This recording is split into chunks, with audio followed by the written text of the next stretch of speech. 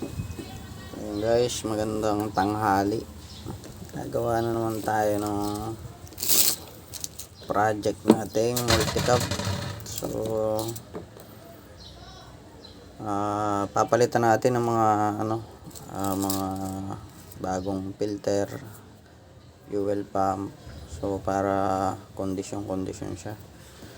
So ito yun yung lumang fuel pump, yung filter nya, fuel filter. So ayan, madumi na.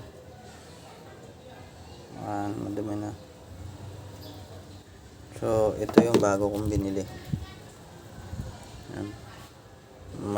Maruzen, Japan. Ito siya, malinis. So may araw naman yan guys. Ito yung ilalim, ito yung dun sa tangke. So ito yung mas nagaling dun sa tangke, then ito yung out. Yan, may araw out yan papuntang karburador.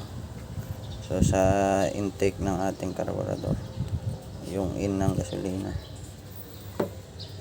Okay, so magpapalit tayo ng fuel filter. So ayan, tapos magpapalit tayo ng fuel pump. Yan, electric fuel pump. So tingnan natin ito. Ayan guys, ito. Ayan, in, out. So may nakalagay naman dyan